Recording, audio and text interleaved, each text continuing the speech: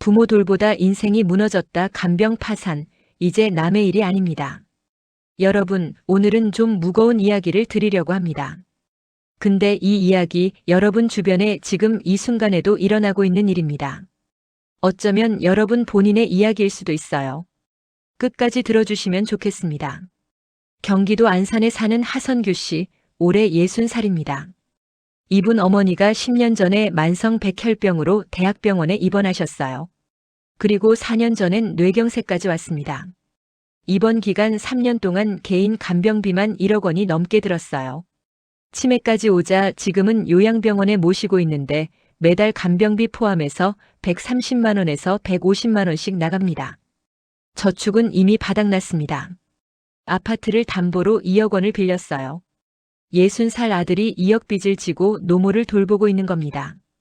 이분이 2024년에 대통령이 주재한 민생토론회에 나가서 마이크를 잡고 이렇게 말했습니다. 한 달 병원비가 200만 원인데 간병비는 400만 원이 넘습니다. 제발 간병비 지원을 해 주십시오. 그 자리에서 보건복지부 장관이 뭐라고 했는 줄 아세요? 지원을 확대하겠다고 했습니다. 그 후로 어떻게 됐을까요? 하시 형편은 더 나빠졌습니다. 노래방 2곳을 운영하며 간병비를 댔는데 코로나 이후 사업이 기울었어요. 지금은 노래방 건물 월세도 제대로 못 내고 있습니다. 더 버티다 안 되면 파산을 해야 하나 이런 생각까지 든다고 하셨어요. 간병 도대체 얼마나 드는 걸까요? 여러분, 지금 우리나라에서 개인 간병인을 쓰면 한 달에 얼마나 드는 줄 아세요? 한국은행이 2023년에 발표한 수치를 보면 월 평균 370만 원입니다.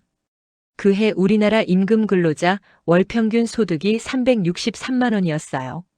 월급을 한 푼도 안 쓰고 전부 모아도 간병비를 못 댄다는 뜻입니다. 그것도 현실을 제대로 반영을 못한다는 얘기가 많아요. 기자가 직접 취재한 환자 보호자들은 대학병원에서 24시간 개인 간병인을 구하려면 최소 400만 원은 줘야 한다고 했습니다.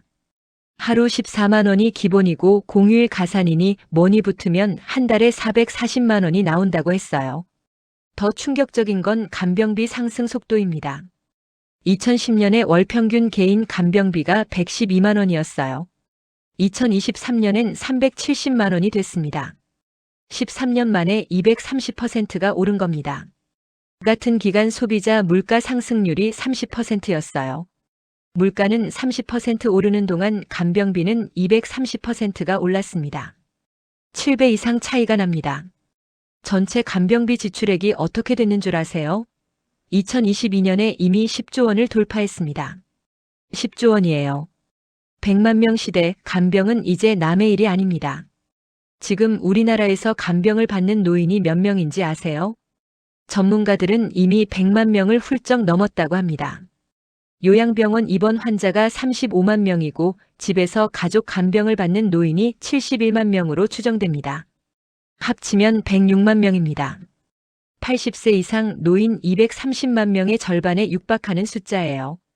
미국 조지타운대 김대현 교수 연구에 따르면 65세 이상 노인의 약 15%인 140만 명이 심각한 이동장애로 집 밖을 나오지 못하는 상태로 추정됩니다.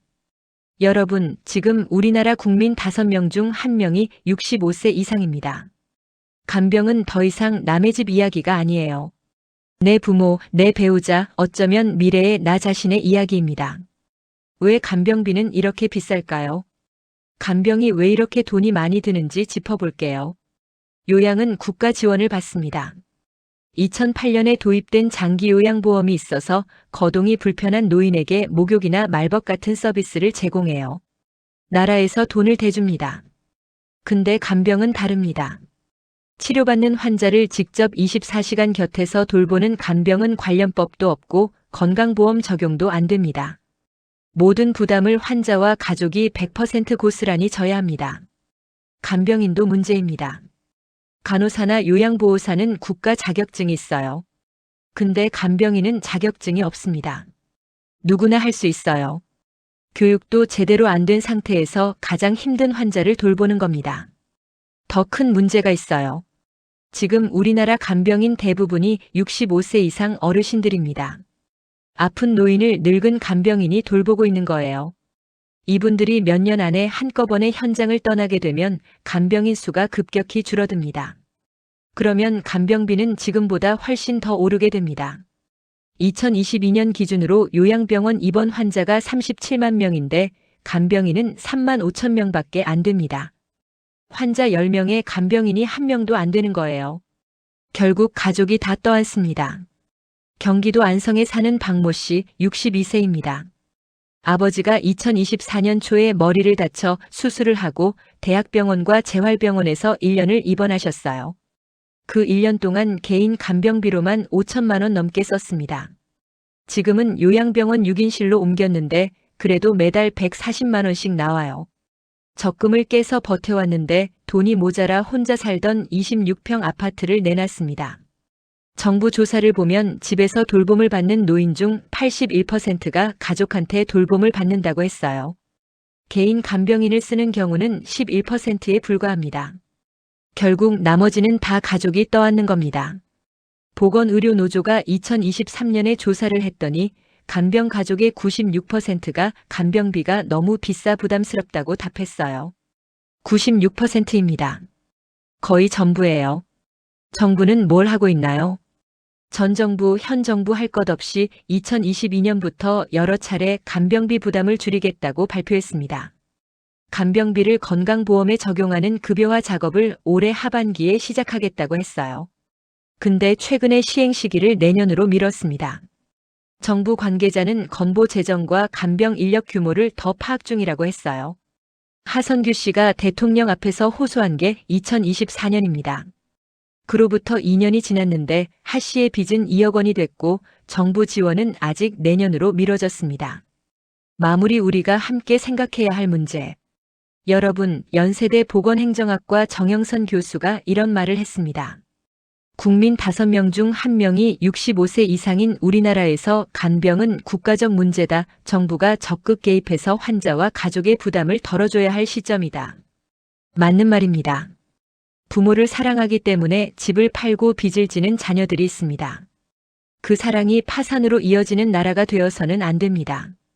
간병은 개인의 문제가 아닙니다. 우리 모두의 문제입니다. 오늘 영상을 보신 여러분도 이 문제에 관심을 가져주시면 좋겠습니다. 주변에 지금 간병으로 힘드신 분이 계시다면 오늘 이 영상을 한번 보여주세요. 끝까지 봐주셔서 진심으로 감사합니다. 이 대본은 조선일보 2026년 2월 19일 기사를 바탕으로 재구성했습니다.